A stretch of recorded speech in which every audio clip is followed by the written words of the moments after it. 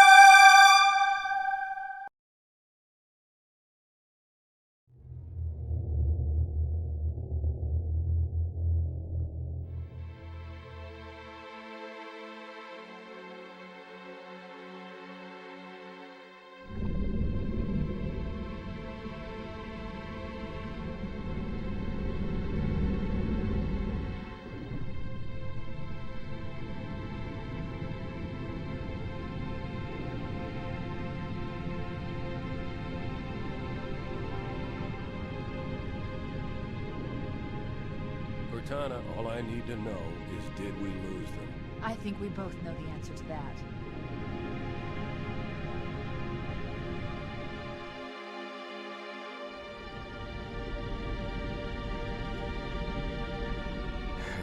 We made a blind jump. How did they... Get here first? The Covenant ships have always been faster. As for tracking us all the way from Reach, at light speed my maneuvering options were limited. We were running dark, yes? Until we decelerated, no one could have missed the hole we tore in subspace. They were waiting for us on the far side of the planet. So, where do we stand? Our fighters are mopping up the last of their recon picket now, nothing serious. But I've isolated approach signatures for multiple CCS-class battle groups. Make it 3 capital ships per group. And in about 90 seconds, they'll be all over us. Well, that's it then. Bring the ship back up to Combat Alert Alpha. I want everyone at their stations. Everyone, sir? Everyone.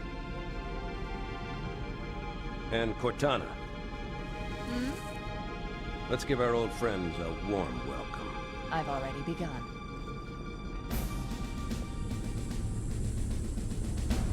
Attention, all combat personnel. Please report to your action stations.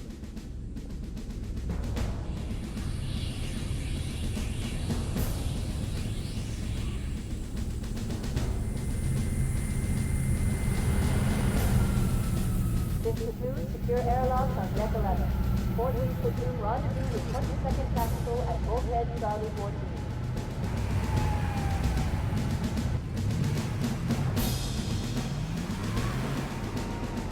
You heard the lady. Move like you got a purpose. This is not a drill. I repeat, this is not a drill. Once again, it is our job to finish what the flyboys started. We are leaving this ship, platoon, and engaging the Covenant on solid ground. When we meet the enemy, we will rip their skulls from their spines and toss them away, laughing. Am I right, Marines? Sir, yes, sir! Mm-hmm. Damn right I am. Now move it out! Double time! Attention all personnel. We are re-engaging the enemy. External and internal contact imminent. All you greenhorns who wanted to see Covenant up close, this is gonna be your lucky day.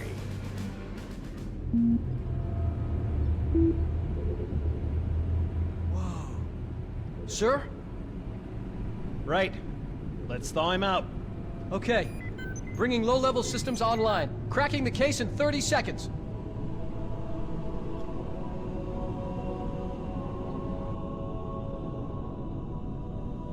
He's hot!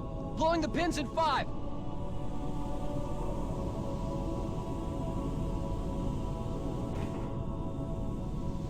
Tube shows green.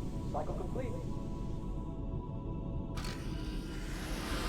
Sorry for the quick thaw, Master Chief. Things are a little hectic right now. The disorientation should pass quickly. Welcome back, sir. We'll have you battle-ready stat.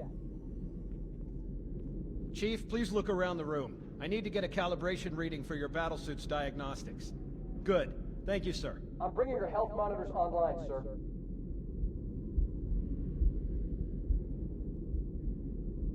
Vital signs look normal. No freezer burn. Okay, sir. Go ahead and climb out of the cryotube.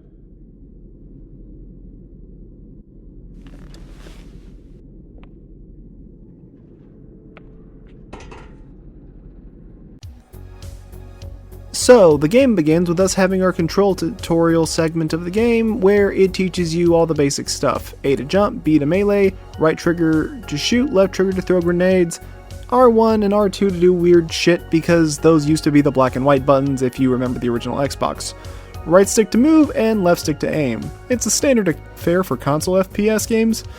Yes, but you have to remember, this is not exactly the starting point for it, but kind of the setting the standard for it. While there were games that had twin stick aiming beforehand, things like Perfect Dark, they were very gimmicky and you couldn't really have the controls work as simply as these ones did.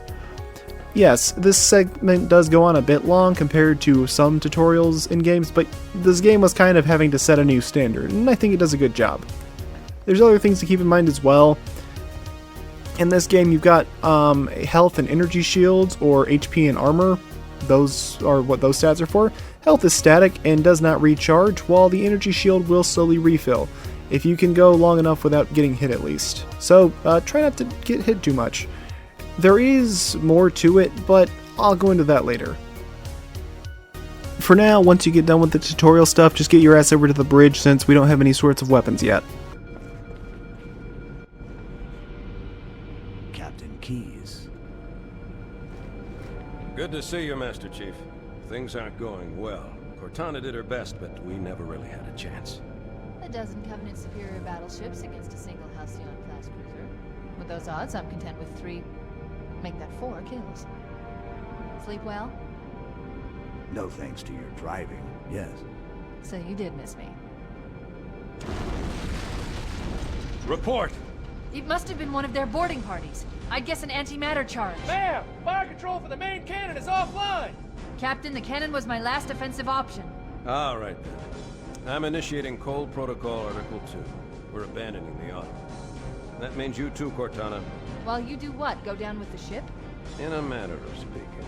The object we found, I'm gonna try and land the Autumn on it. With all due respect, sir, this war has enough dead heroes. I appreciate your concern, Cortana, but it's not up to me. Protocol is clear. Destruction or capture of a shipboard AI is absolutely unacceptable, and that means you're leaving ship. Lock in a selection of emergency landing zones, upload them to my neural lace, and then sort yourself for a heart transfer. Aye, aye, sir. Which is where you come in, Chief. Get Cortana off this ship. Keep her safe from the enemy. If they capture her, they'll learn everything. Force deployment, weapons research, Earth. I understand. The Autumn will continue evasive maneuvers until you initiate a landing sequence. Not that you'll listen, but I'd suggest letting my subroutines handle the final approach. Excellent work, Cortana. Thank you. Are you ready?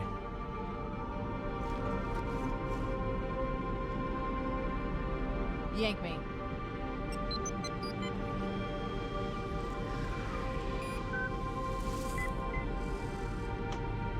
Good luck, Master Chief.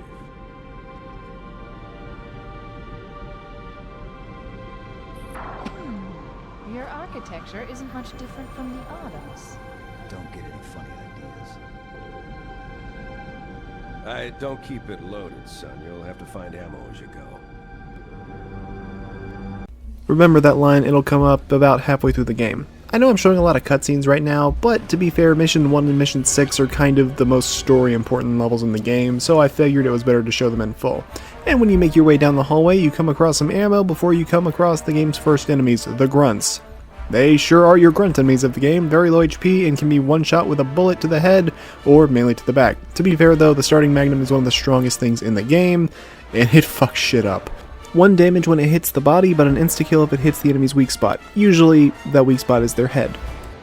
The elites are a bit tougher foes to deal with than the grunts. They like to jump around back and forth in the arena, and they move a lot more intelligently. I kind of think of them like the Scar from Unreal. Although the enemies in Unreal, especially the Scar, played more like deathmatch. While these guys, well, they're still pretty reactionary, but they're not quite deathmatch bots.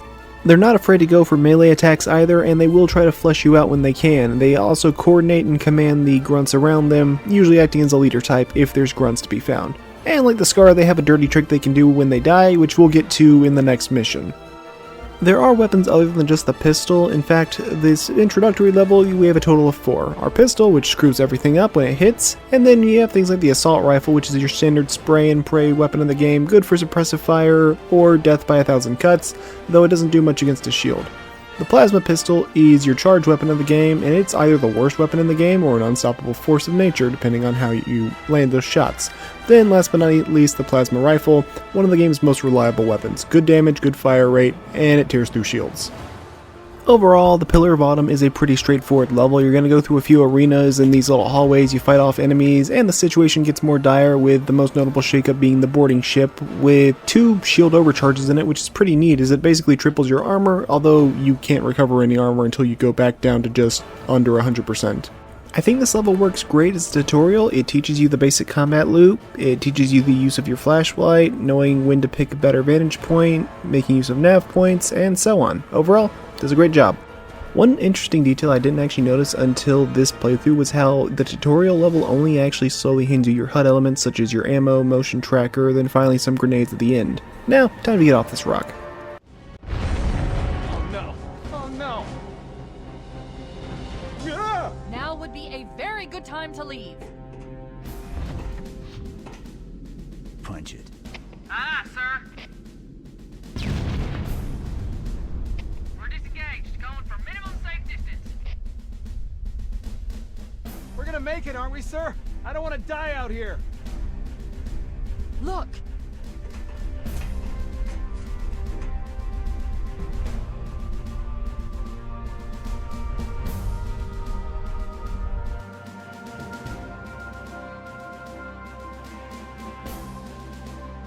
What is that thing, Lieutenant?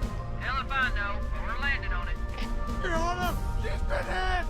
Knew it. The Autumn's accelerating. Keys is going in manual.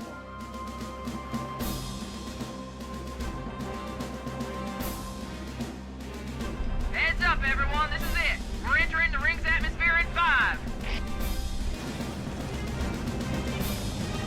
Sure you wouldn't rather take a seat? We'll be fine. If I still had fingers, they'd be crossed.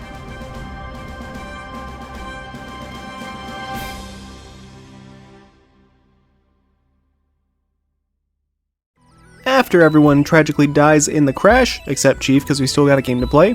This level is important as it's the wow factor moment, or the oh, we're really doing this moment of the game. Pillar of Autumn is a great level, but it exists to get you started, and mostly it's in a standard spaceship level with metal corridors and hallways, which was kind of standard fare for classic FPS games. Even if it wasn't always on a spaceship, it wasn't really going to be anything too crazy. But then you head outside, you look out and you see this big expansive looking world. It's something special to behold. Now, the game says you can hide from the enemy dropship, but nah, just run across the bridge and they won't really reach you anyways, or at least the dropship won't. The stragglers will definitely come towards you eventually, but you can pick them off with your guns. Just remember to keep an eye on the skies. We're introduced to the Banshees, which aren't really an enemy, but rather a vehicle. They fly overhead, and they can be brought down with regular weapons surprisingly easily, but they can be annoying pests if you don't take them out here and now. This level also introduces us to the Needler, the deadliest weapon in the game, to both you and the enemies. And this is also where I had my first death of the run. It was to the dirty trick the elites do. See, elites have a chance of dropping live plasma grenades upon death, which can kill the player if they're caught unaware. This would not be the last time this killed me. This level also introduces us to the last major Covenant type that you'll be seeing regularly, the Jackals. They lack energy shields but have a massive freaking shield to stop any and all bullets, so you'll need either plasma, explosives, or aiming around the shields in order to take them out. They're a decent little wrinkle, and I think they're explored upon a bit better in future Halo games, but they're pretty cool here. And once this first major arena is completed, you're introduced to the first vehicle of Halo Combat Evolved, the Warthog. It has no weapons for the player to use and controls awkwardly. I've gotten used to it, but it's more like suggesting where you want the thing to go than actually driving it, and it's an ordeal alright.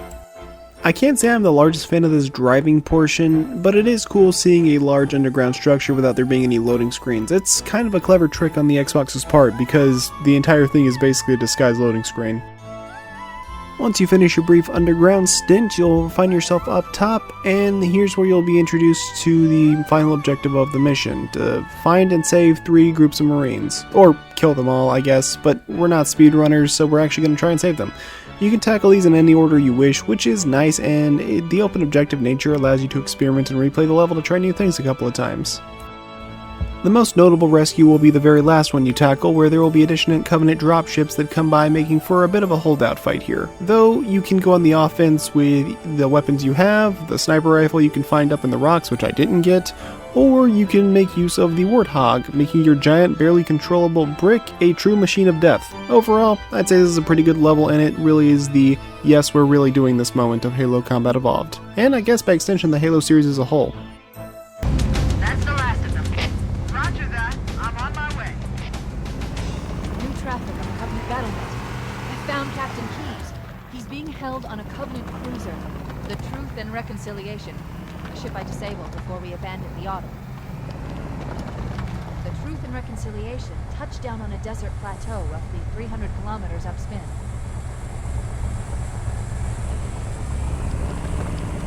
There's our ride. Get aboard and let's get out of here. Welcome aboard, Master Chief. Ready for dust off.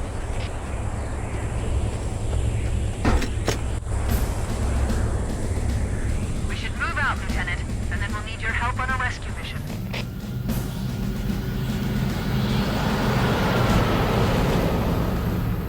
The enemy has captured Captain Keyes and are holding him aboard one of their cruisers, the Truth and Reconciliation. The ship is currently holding position approximately 300 meters above the other end of this plateau.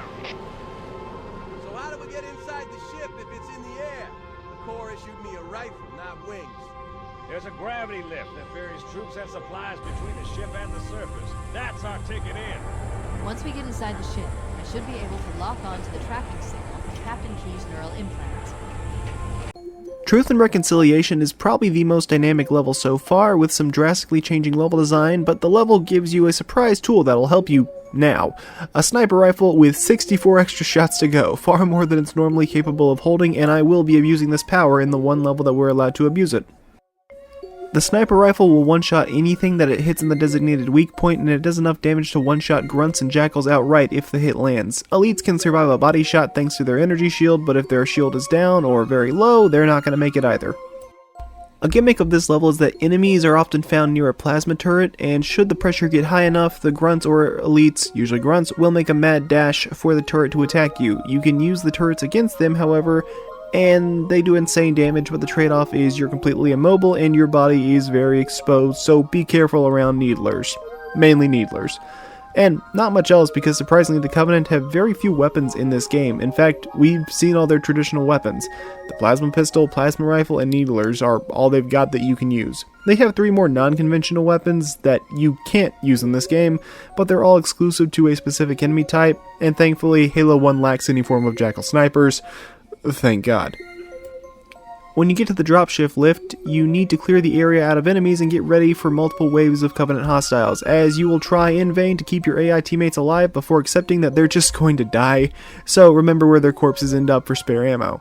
Overall, this arena is pretty easy thanks to the plasma turret letting you mow down most of the foes, but the game does have a trick up its sleeve, so get ready. Remember when I said the jackals were the last Covenant enemy we'd see? Well, I lied. While you could argue the different ranks should be counted separately as different enemies, and alright, fair enough, it's time we talk about the first boss of the game, the Hunters. This dynamic duo of destruction will be a recurring challenge throughout the series, as they always fight in pairs due to story reasons we don't care about because this is Halo 1, not Halo 2. They have a devastating plasma cannon that hits like a truck and has a crazy amount of knockback and can send you off the map, especially if you're in a vehicle. On top of that, they're heavily armored from the front, making a forward assault near impossible, but they're vulnerable in the back, taking far increased damage from all weapons. In fact, the back is counted as a weak point, just like an enemy head, meaning a single well-placed shot from a magnum will do them in, or a sniper rifle, again, if it's well placed. After ascending into the sky to fight the crew of the Truth and Reconciliation, it's time to get murdered by some stealth elites. While the Covenant may have ran out of enemy skeletons, they sure haven't ran out of textures. The stealth elites are practically invisible unless watching very closely, but they lack an energy shield. However, they often use energy swords, making them the glassiest of cannons.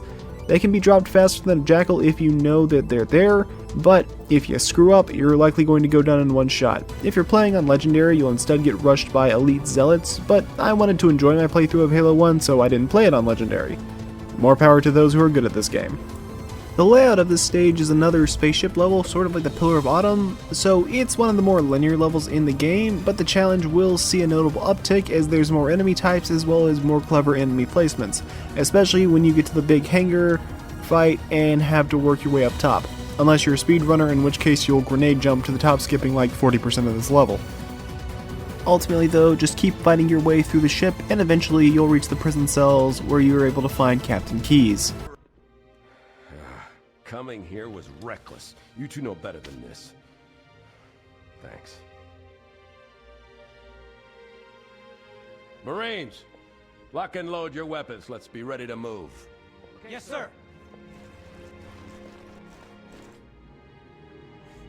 While the Covenant had us locked up in here, I overheard the guards talking about this ring world. They call it Halo. One moment, sir. Accessing the Covenant BattleNet. According to the data in their networks, the ring has some kind of deep religious significance.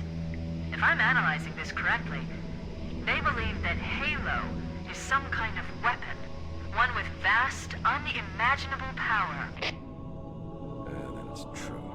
The Covenant kept saying that whoever controls Halo controls the fate of the universe. Now I see. I have intercepted a number of messages about a Covenant search team scouting for a control room. I thought they were looking for the bridge of a cruiser that I damaged during the battle above the ring. But they must be looking for Halo's control room. That's bad news. If Halo is a weapon, and the Covenant gain control of it, they'll use it against us and wipe out the entire human race. Chief, Cortana, I have a new mission for you. We need to beat the Covenant to Halo's control room. Marines, let's move! Yes, sir. Okay, sir. Chief, you have the point.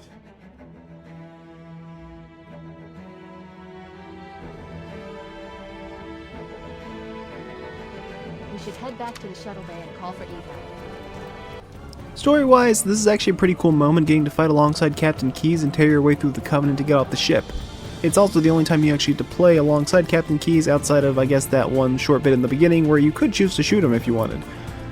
Gameplay-wise, however, I'm not a large fan of it because you have to escort Captain Keyes. Granted, he's tankier than average and has a decent survival instincts, all things considered, but a stray grenade can easily do him in, which is to say nothing about him wielding a needler, probably the most dangerous weapon to the wielder in the game aside from maybe the rocket launcher, which thankfully he doesn't have. Echo 419 unfortunately can't bail us out right now, so we have to make our way to the hangar, making sure that Captain Keyes stays alive. Good luck and watch for stray explosives. Make good use of your ammo-heavy sniper rifle to take out enemies in one hit, and eventually, you'll make it to the dropship where you can escape. Rip to the people that did the lasso run of this level without doing the checkpoint scumming glitch.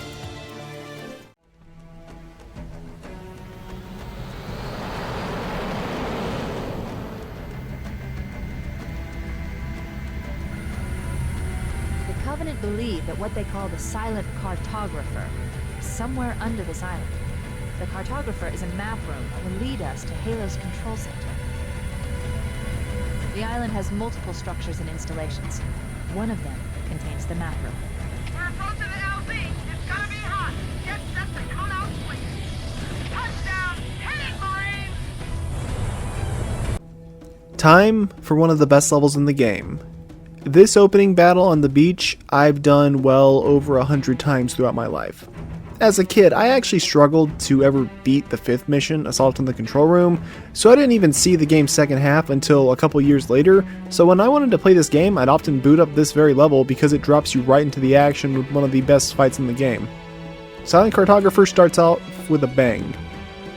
After the opening onslaught is over, it becomes a matter of traversing around this island either on foot or with use of the Warthog. Try not to mess up the controls.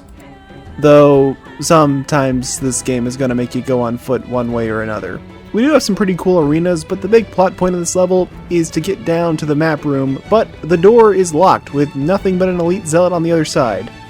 Which means it's time to traverse this island in a massive circle and unlock the doors, fighting off enemies as we go. Oh, by the way, a pistol shot to the ass one-shots hunters, so that's good to know, and you get an achievement for it. Now let's get to unlocking that door. Use the holo panel to shut down the security system.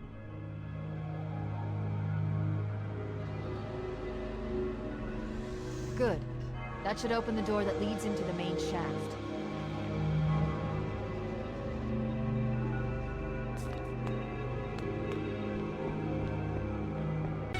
After the doors unlock, you may think you're almost done with the level, but that's not the case, as there's a significant portion of this level dedicated to exploring the underground structure with these different pits and passages you can go between. There's no new enemies to talk about, but it's all well-made fights I enjoy. Analyzing. Halo's control center is located there. That structure appears to be some sort of temple or shrine, if I've interpreted this correctly.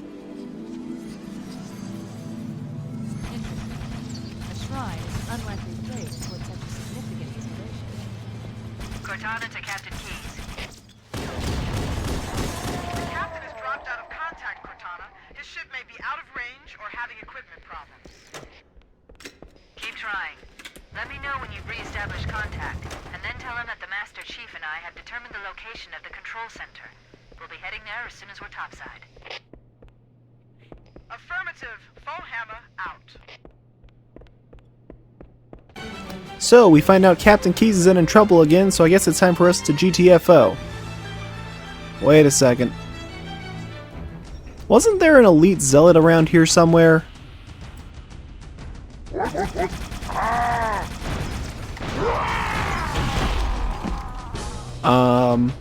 Alright then.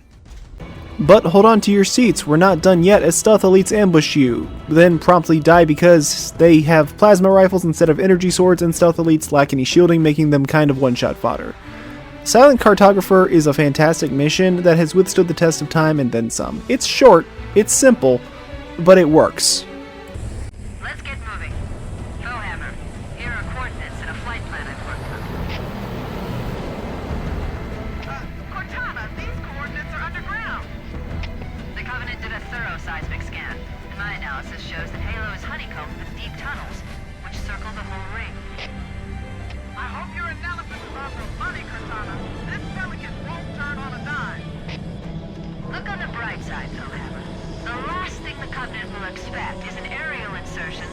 from underground.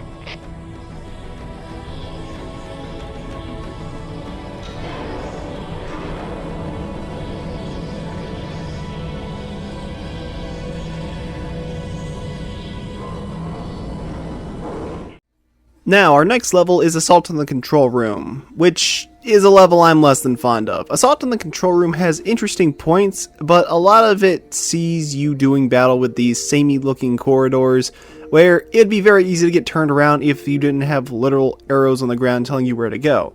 And it's also harder than a lot of the earlier levels, because I do remember getting walled here for a good long time as a kid, and I think it took me at least 2 or so years to get past this point from when I first played the game. I'm pretty sure I was 7 when I was first allowed to play this game, and 9 when I finally got a chance to make progress in it and get past this level. From what I remember, I was able to convince my parents to let me play it, because even though it was an M-rated game, I wasn't killing people, I was killing aliens, so it was all good. That worked. Anyways, once you get outside to a bridge, you can see there's going to be quite a large level. Keep this bridge in mind, we will be abusing it shortly. Now, once you get down to the bottom level, you see this giant snowfield, but it's only just started snowing, it seems like. A little bit odd to see. Such artificial weather on the ring is not really normal, you'd guess, but keep it in mind, it'll be important later.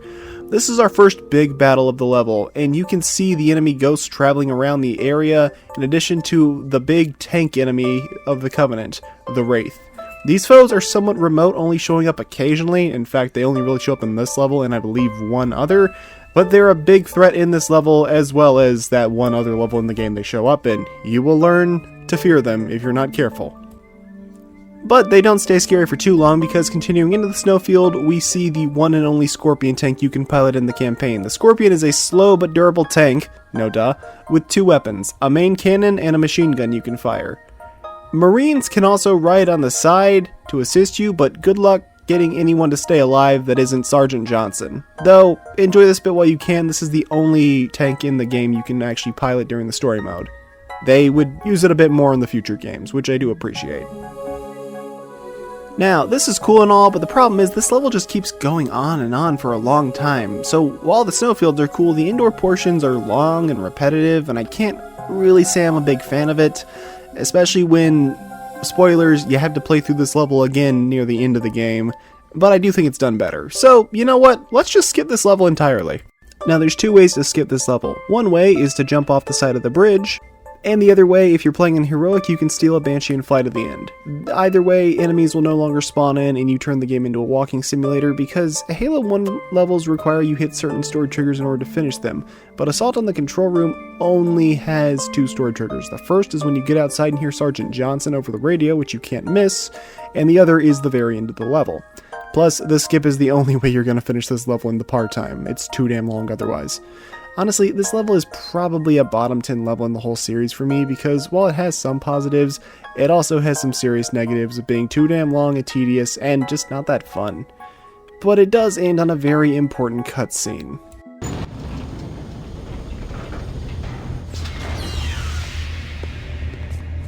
This is it. Halo's control center.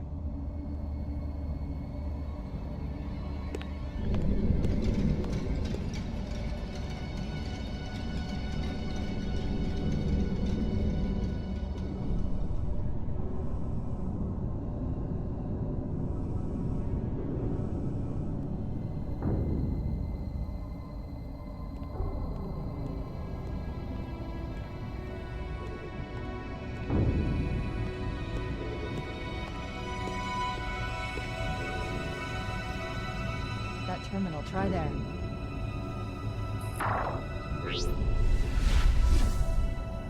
You all right? Never been better. You can't imagine the wealth of information. The knowledge, so much, so fast. It's glorious. So, what sort of weapon is it? What are you talking about? Let's stay focused. Halo, how do we use it against the Covenant? This ring isn't a cudgel, you barbarian. It's something else. Something much more important. The Covenant were right. This ring, it's Forerunner. Give me a second to access. Yes, the Forerunner built this place, what they called a fortress world, in order to... Wait. No, that can't be. Oh, those Covenant fools. They must have known. There must have been signs. Slow down. You're losing me. The Covenant found something. Buried in this ring, something horrible, and now they're afraid. Something buried? Where? The Captain, we've got to stop the Captain. Keys? What The do we... weapons cache he's looking for, it's not really... We can't let him get inside. I don't understand. There's no time. Get out of here, find keys, stop him. Before it's too late!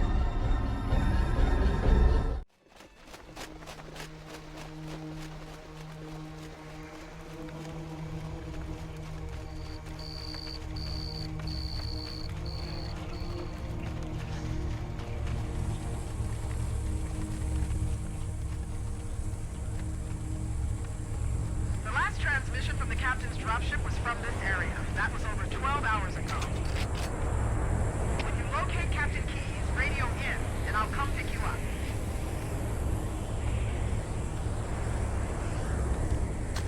Well, that's certainly ominous, but we've got ourselves a swamp to trudge through, so let's get to it. Dropship Victor 9, Killer of Ottoman. Systems. We are under attack by some new kind of This is Covenant. Captain Keyes has been captured by hostiles. Dug in at a large structure in a swamp. Can hold out. Please. I will send this message to repeat at intervals. Dropship Victor 933, clear. Did I mention this is my favorite level in Halo Combat Evolved? Anyways, while we're here, I wanted to talk about how medkits actually do look different in the original game versus the remastered graphics. I can't say exactly why, but I'm going to take a guess and say it's because the Red Cross organization is pretty crazy with their copyrights. Speaking of the remastered graphics, I will say if this was a normal Halo level, I might actually recommend the new graphics outside, as the swamp looks genuinely beautiful and like I kind of would want to live here sort of thing, but it does not work for what Bungie was going for. So we're going to swap back to old graphics pretty soon. Keep your eyes peeled. The radar shows we've got friendlies in the area somewhere, but we've also got enemies, so we need to be careful. You may also be starting to notice this level is seriously missing something the last 5 levels have had. We're lacking any elite enemies, just grunts and jackals. Head inside this ancient facility, and there are things like elevators that'll conveniently come right up without pressing a button. It's like the place wants to invite you in, and everything is just setting itself up for your grand entrance. Huh. They should probably clean that. Also, I highly recommend you don't use the new graphics in this level. It completely kills the vibe. So, you see a red circle, which is for some reason smaller in new graphics. Anyways, that's your key for where to go throughout these levels, these little circles above the doors. And for some freaking reason, 343 made them not only smaller, but removed a lot of them as well in the new graphics. I don't get it. I don't get it at all. Stay back! Stay back! You're not turning me into one of those things! I'll blow your brains out! Get away from me! Ah! Ah! Don't touch me, you freaks! I won't be like you, I'll die first! Find your own hiding place, the monsters are everywhere! Play dead! That's what I did! Play dead! They took the live ones. Oh god, I can still hear them! Monsters! Ah! Ah! Ah! Just leave me alone! Sarge, Mendoza, Vicente. Oh God, the things took them away, away, they went away. They're gone! Get it? Gone! They won't get me! Oh God, I don't want to be like them, please. Please no, please no.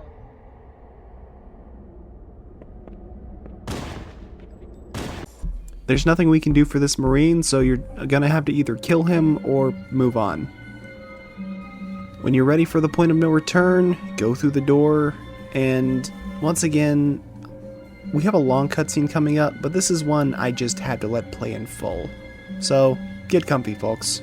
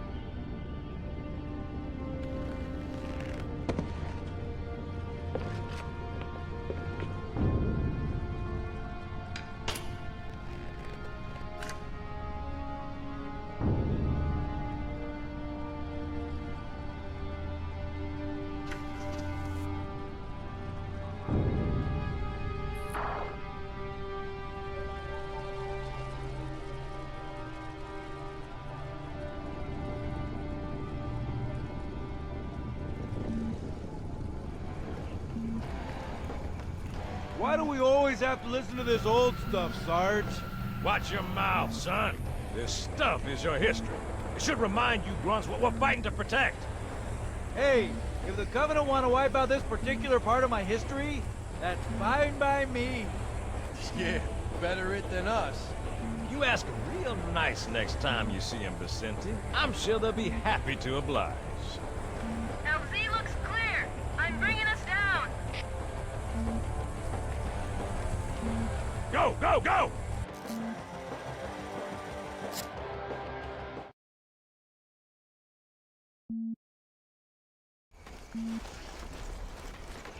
Stay close, Jenkins!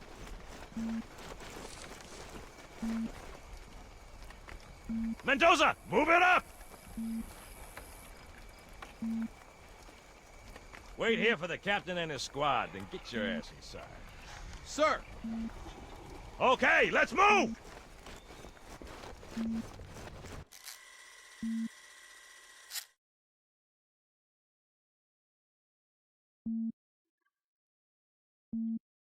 Which is weird, right? I mean, look at it. Something scrambled the insides. What's that? Plasma scoring? Yeah, I don't know. Maybe there was an accident, you know, friendly fire or something? What do we have, Sergeant? Looks like a Covenant patrol. Badass elite units. All KIA. Real pretty. Friend of yours? Nah, we just met.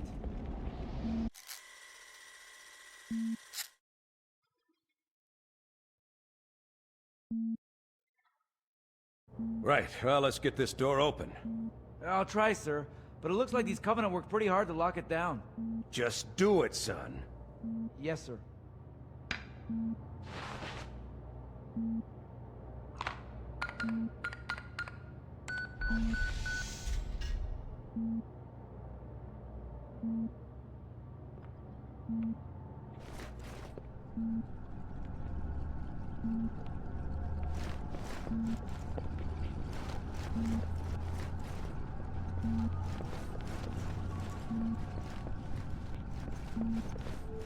Got a bad feeling about this. Boy, you always got a bad feeling about something. What's going on, soldier? He's got contact! Lots of them! But they're not Covenant! They're just staring through us! What the fuck? No! Corporal! Do you copy? Over! Mendoza, get your ass back up to second squad's position and find out what the hell is going on. But I don't have time for your lip, soldier. I gave you an order. Sarge! Listen! What is that? Where's that coming from, Everywhere. Mendoza? I don't... There! Mira!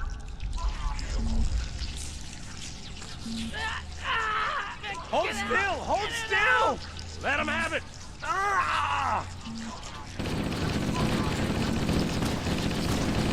Sergeant, we're surrounded. God damn it, Jenkins! Fire your weapon! There are too many, Sarge! Don't even think about it, Marine. Oh, this is local! Here, Marine. That's an order. Jenkins!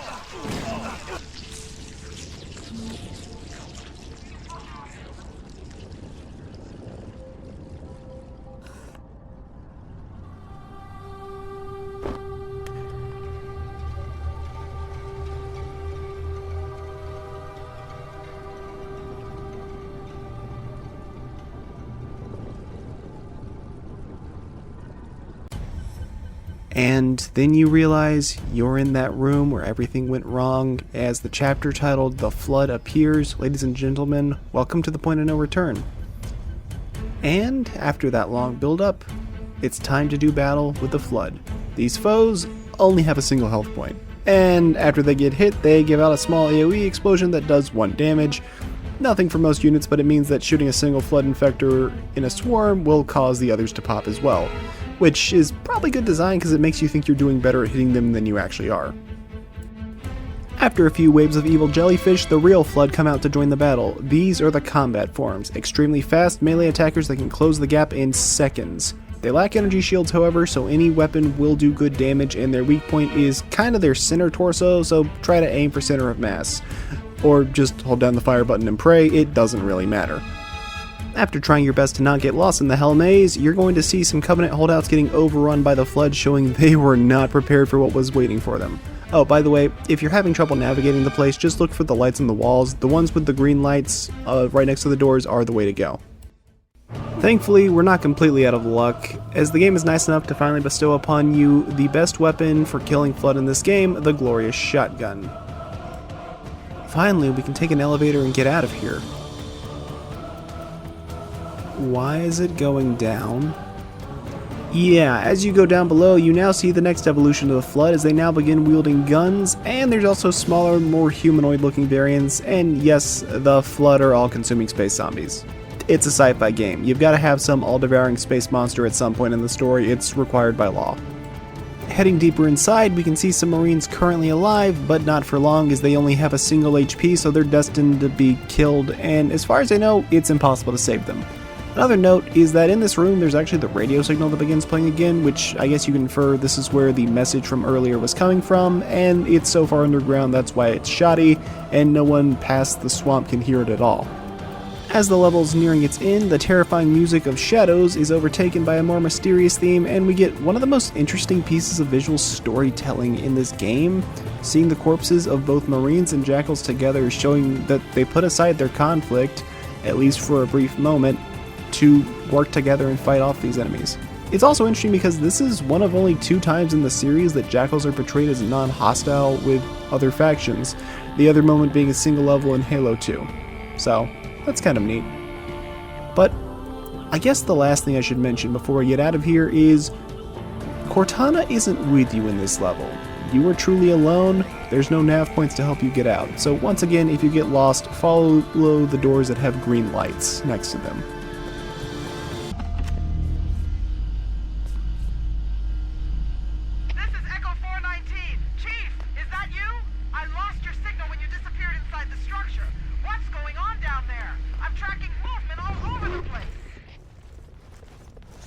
Thank God you're here. We've been lost out here for hours. After we lost contact with the rest of the mission, we headed for the RV point, and then these things, they ambushed us. We gotta get out of here. There's a large tower a few hundred meters from your current position. Find a way above the fog and foliage canopy, and I can move in and pick you up. Ladies and gentlemen, welcome to the last time you'll fight alongside your Marine allies in Halo Combat Evolved. It's a shame that this is the only time in the game the Marines aren't immediately one-shot by the Flood, because they can actually put up a really good fight here since the Flood are pretty weak to bullet weapons.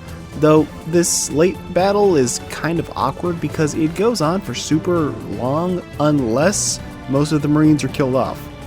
Do your best to hold out for the end of the level, or if you're on Legendary, maybe just kill them all so the Sentinels can show up and help you. I ended up having a Marine survive, and Sergeant Johnson wasn't here, so I'm just going to say that this was Chip's Dubbo. Greetings. I am the monitor of Installation 04. I am 343 Guilty Spark. Someone has released the Flood. My function is to prevent it from leaving this installation, but I require your assistance. Come, this way.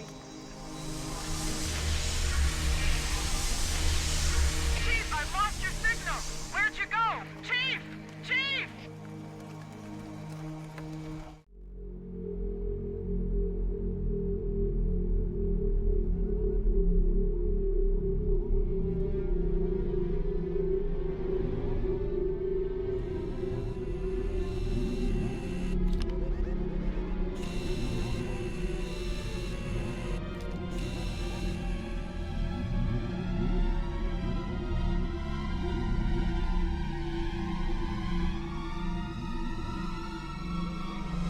We must collect the index before we can activate the installation. Okay, we've been positive for a while, barring assault on the control room, so it's time for a level that well and truly sucks. This is the worst level in Halo 1, and it's not even close.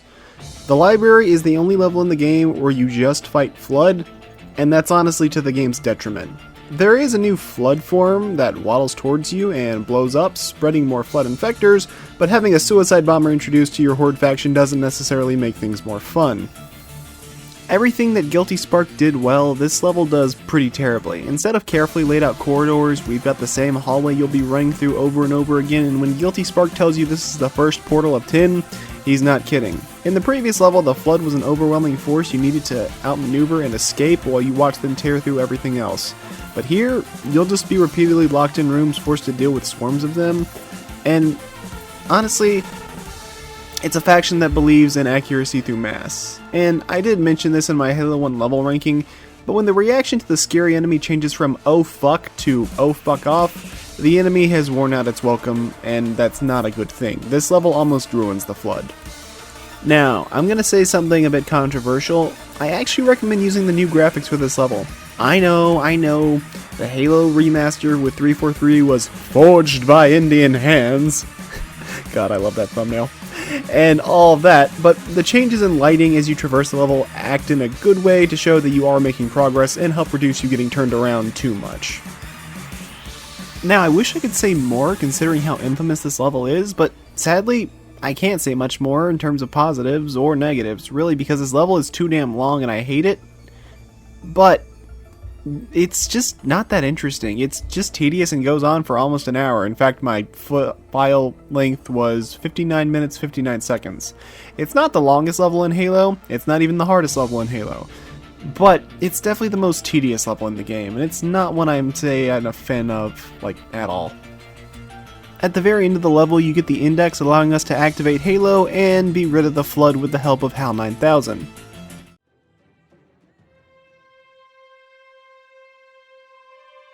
Which means that any organism with sufficient mass and cognitive capability is a potential vector. Is something wrong? No, nothing. Splendid, shall we?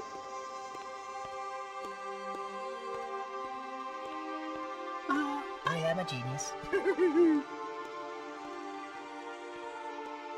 Unfortunately, my usefulness to this particular endeavor has come to an end.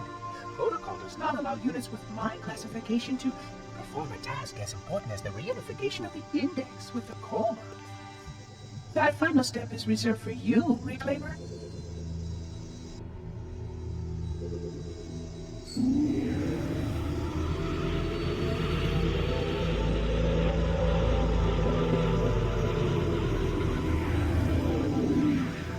Odd.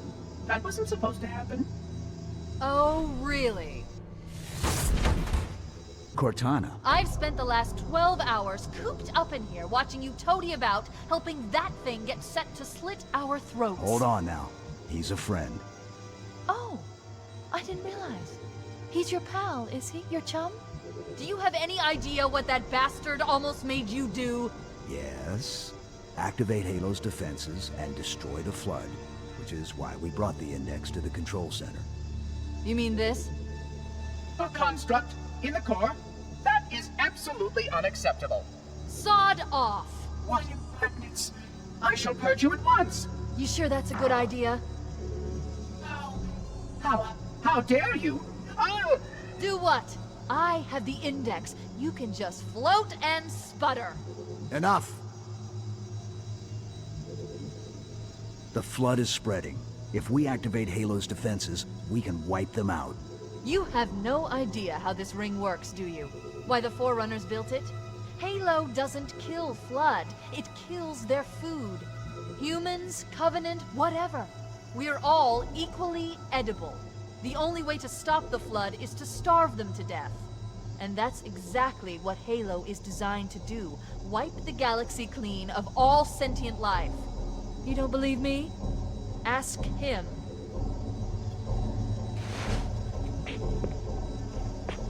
Is it true? More or less. Technically, this installation's pulse has a maximum effective radius of 25,000 light years. But once the others follow suit, this galaxy will be quite devoid of life. Or at least any life with sufficient biomass to sustain the Flood. But you already knew that. I mean, how couldn't you? Left out that little detail, did he? We have followed outbreak containment procedure to the letter. You were with me each step of the way as we managed this crisis. Chief, I'm picking up movement. Why would you hesitate to do what you've already done? We need to go. Right now. Last time you asked me, If it were my choice, would I do it? Having had considerable time to ponder your query, my answer has not changed. There is no choice. We must activate the ring.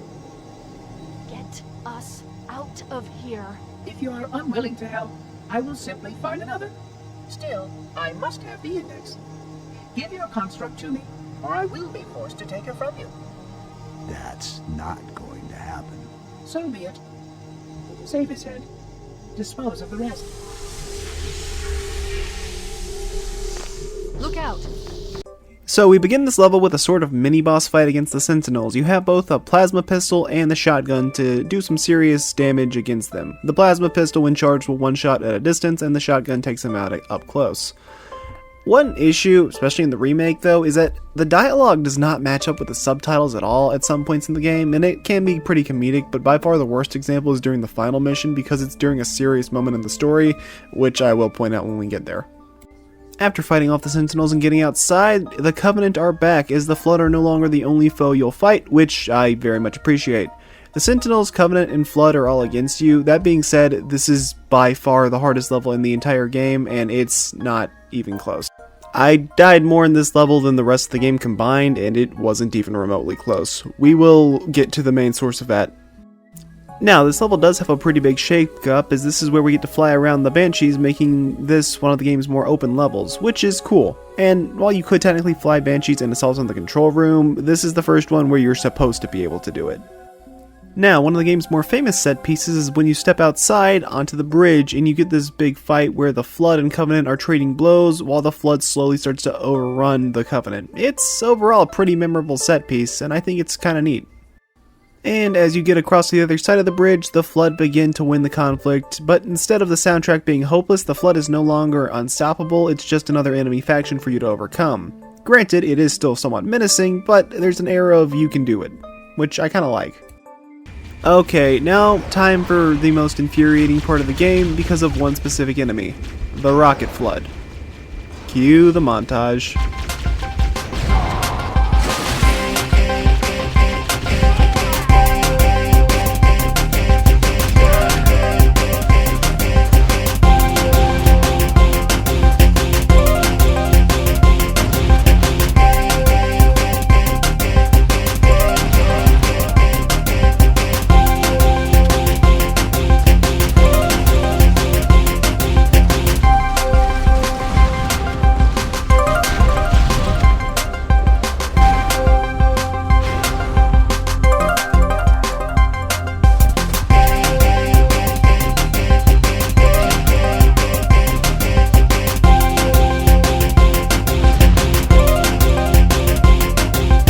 After all that drama's done, you kinda start working your way backwards through the level where you see it's just assault on the control room in reverse, and you may notice that the door itself is broken, so you have to go through it.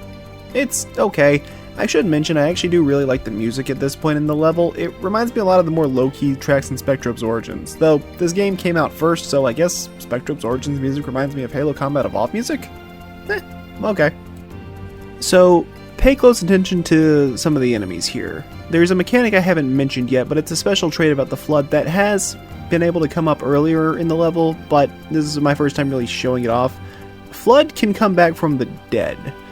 That's the main gimmick of them in Halo 1. They have a chance of just coming back to life after being killed as a way of making them feel more overwhelming and making the player more paranoid.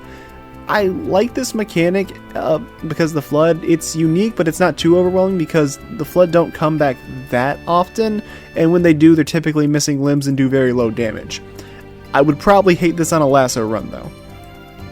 The last major thing I want to talk about is the snowfall, and how it's much thicker at this point, as the snow was a way to slow down the spread of the Flood, and from what Cortana said at the level start, it's been over 12 hours since the snowfall began, or at the very least since we left, which means who knows how many hours since we started assault on the control room.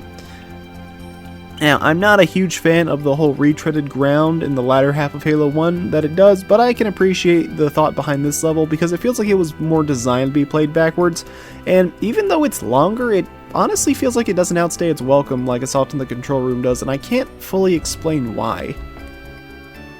Otherwise, the level's pretty simply just find a Banshee and get to the nav point, and here's one last Rocket Flood for the road. I lied.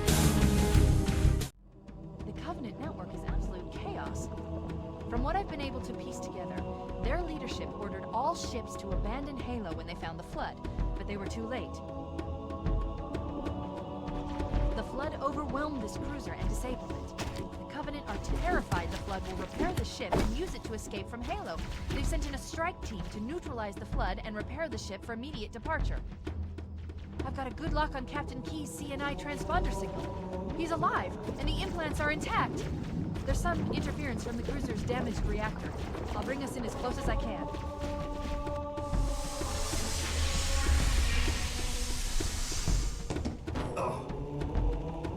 Oh, I see. The coordinate data needs to be... Right. Sorry.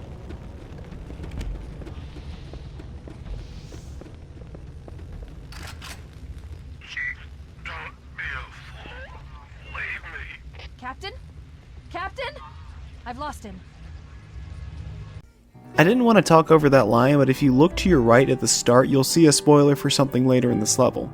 We have our objective, save Captain Keyes as the Truth and Reconciliation is getting overrun. This is honestly another level I like. We don't spend too long here, though, and we're gonna have to fight our way through the enemies, so get ready for a tough one. Down below, there's battles going on between the Covenant and endless waves of Flood, and I honestly recommend swapping to new graphics once again, if only because this level is so dark it's near impossible to see a damn thing going on in the old graphics, which, cool for atmosphere, but, like, it's also easy to get turned around, which is a bit annoying. Eventually, you'll make your way back into the ship as the remaining crew of the Truth and Reconciliation are starting to get taken out as the Flood overtake everything. While this may be a Flood level, I like how it recontextualizes things, showing how quickly they've overrun and overwhelmed this once very dangerous ship.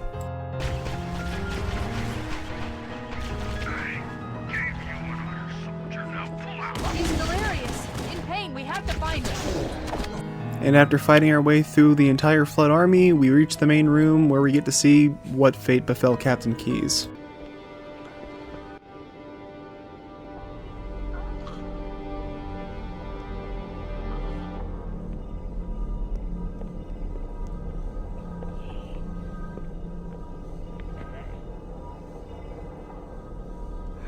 No human life signs detected. The captain, he's one of them. We can't let the Flood get off this ring. You know what he'd expect. What he'd want us to do.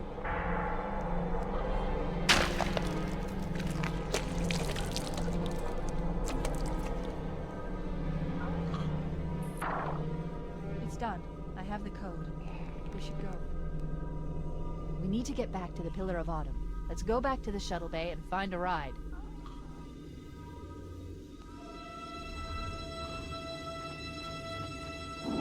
We have no time to grieve, however, as the Flood will be quickly up your ass, so prepare to run as we get greeted by the last new enemy of the game, Fuel Rod Cannon Grunts. Giving the grunt the firepower of a hunter that explodes upon death was certainly a choice that Bungie made. Personally, I recommend just running for it here instead of fighting the Covenant off, because there are health packs after this point, and this is the one time I consistently see the Covenant win their skirmishes with the Flood. This isn't some scattered remains, this is the cleanup crew. And then the level ends with you getting down into the hangar and stealing one of the Banshees that came in to escape so we can reach our final level of Halo Combat Evolved.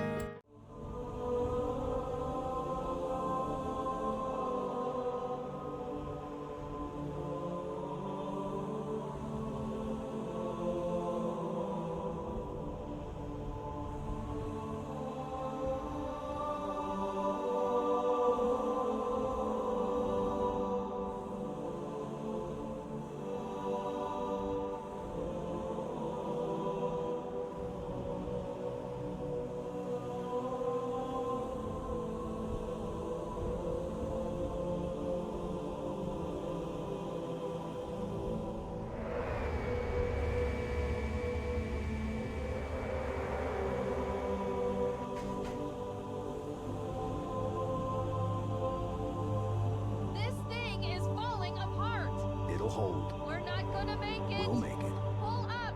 Pull up! You did that on purpose, didn't you?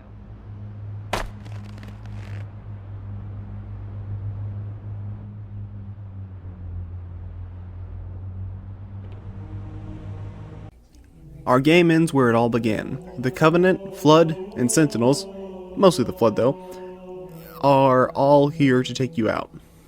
They want you dead, so gun up and get ready for a tough time. I like how the Pillar of Autumn looks completely torched compared to how it was in the past. It's another case of a level I'm okay with them reusing the design, because really it doesn't even feel like the same level, and a lot of the level design is actually pretty new here, so it's cool in my book. It is somewhat cramped, but the level design, again, isn't one-to-one, and there's actually a fair bit of new stuff to look for, so get ready for a tough fight. Now, I'm not the biggest fan of the new graphics compared to other levels, but I guess it's not terrible here. It does fine, I just kind of like the scorched look of everything. Overall, while this isn't my favorite final level in the series, it's still a good one, and to be fair, the only final levels in Halo I'd ever consider taking anywhere near a top spot would be the last levels of Halo 3 and Halo Reach, and even then, we all know Halo 3 ain't taking it.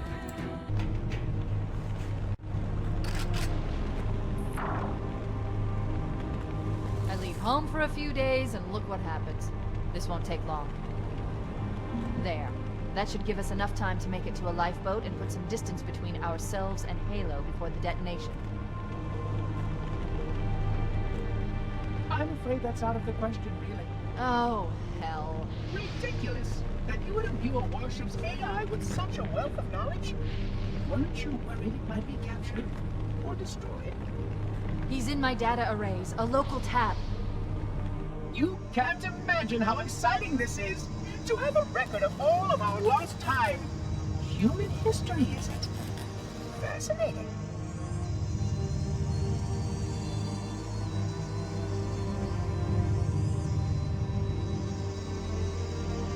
Oh, how I will enjoy every moment of its categorization. To think that you would destroy this installation as well as this record. I am shocked. Almost too shocked for words. He stopped the self-destruct sequence. Why do you continue to fight us, Reclaimer? You cannot win. Give us the construct, and I will endeavor to make your death relatively painless and... At least I still have control over the comm channels. Where is he? I'm detecting taps throughout the ship. Sentinels, most likely. As for the monitor, he's in engineering. He must be trying to take the core offline. Even if I could get the countdown restarted, I don't know what to do. How much firepower would you need to crack one of the engine shields? Not much. A well-placed grenade, perhaps, but why?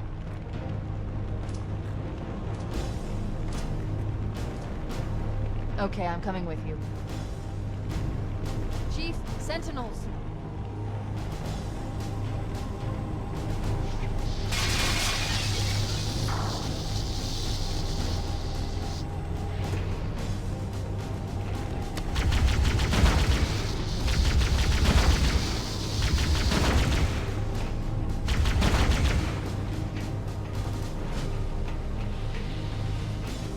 Was heavily damaged when it crashed.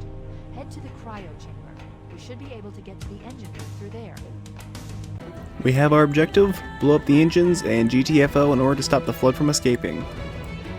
One word of advice for this level though is to keep moving. Don't try to hold out against the enemies because there are near endless waves of Flood, and they'll also start respawning as well even after you've stacked the bodies up to some insane degrees. Making it to the engine room, we have our final boss fight of the game, if you can call it that. It's a matter of opening 4 fuselages and tossing a grenade in or firing a rocket into them when it's open. The Flood will continue to come while the Sentinels will spawn endlessly, but usually only 1 or 2 at a time. So take your time, land your shots, and try not to miss because the armory is a good far ways off. Try to save your grenades for this part if you can.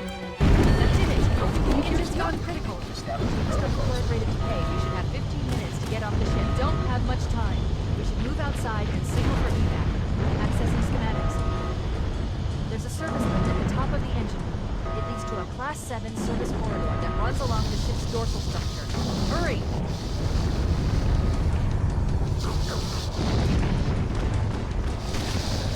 In the process of GTFOing, we get attacked by the final Covenant squad in the game, and we get a call from Echo 419 before the famous Warthog section.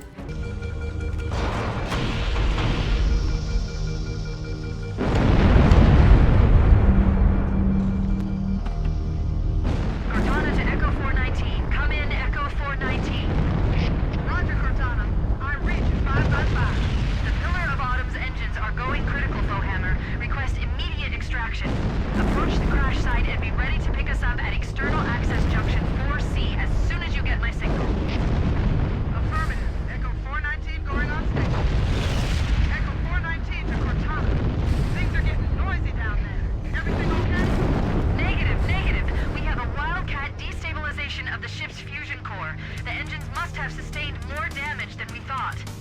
Analyzing. We have 6 minutes before the fusion drives detonate. We need to evac now. Activating final countdown time. When it reaches 0, the engines will detonate. The explosion will generate a temperature of almost 100 million degrees. You've got 6 minutes to get out, or 5 on Legendary, and you have to drive through this comedically long and non-conventional layout of the ship. Flood will swarm in and try to kill you, but they're a non-entity because, as far as I know, there's no rocket flood to be seen. The real threat, though, is your own driving skills, because if you fall out of your Warthog, there's a very good chance you're not getting back in, and there's no checkpoints here, so if you die, you have to do it again.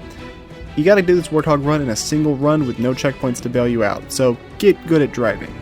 And as you progress, you will see other things like Sentinels show up and turret positions, and hey, it's about time we group up with Echo 419.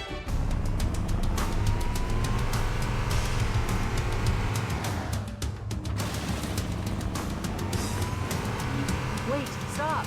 This is where Fohammer is coming to pick us up. Hold position here.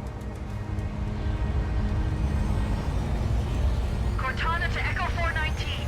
2 Covenant Banshees are approaching on your 6. Evade. Say again, evade. I'm hit. Mayday. Mayday. What the hell? I can't hold her. I can't hold her. Echo 419! She's gone. Calculating alternate escape route. Ship's inventory shows 1 longsword fighter is still docked in Launch Bay 7. If we move now, we can make it. Not to take away from that scene, but the subtitles do not match up with the dialogue at all, and it really does kind of hurt the vibe a little bit. But now we have the main theme backing us up as we make our way on our grand escape. This Warthog run is almost a rite of passage for Halo. Driving through the obstacles before being forced to bail out and run like crazy into the longsword, it's all crazy, chaotic, and fun.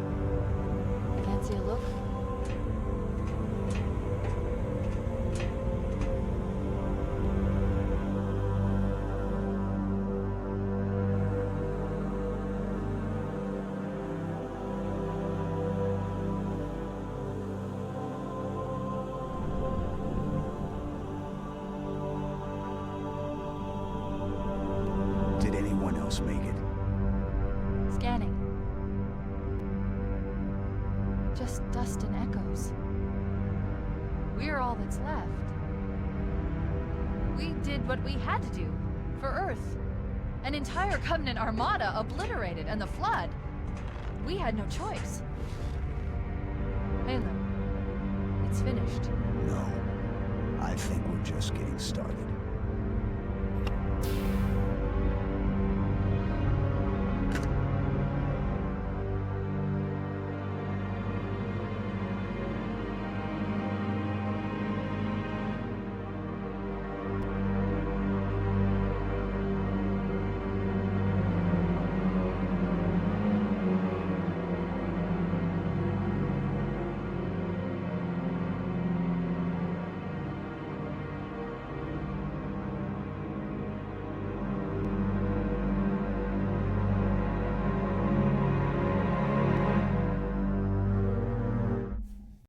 And that, my friends, was Halo Combat Evolved. A very important game to me, and while not my favorite Halo game, it's one I enjoy a good deal. It's got fun levels, a good challenge, a simple but effective story, and some great weapons.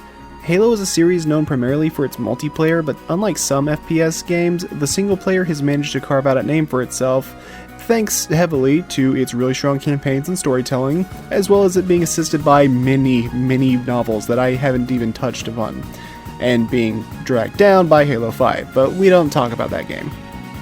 Either way, that's all I've got for this video. I hope you enjoyed it. If you want to see more content of varying quality, I've got a level ranking for Halo Combat Evolved, and I've also got videos covering the entirety of games like Dark Souls 1, 2, and 3, Kirby's Dream Land, Mech Assault, and more. That's all for now. I hope to see you again in the future. Until then, take care. Come here, you motherfucker! Oh, I say cry. This is it, baby. Hold me.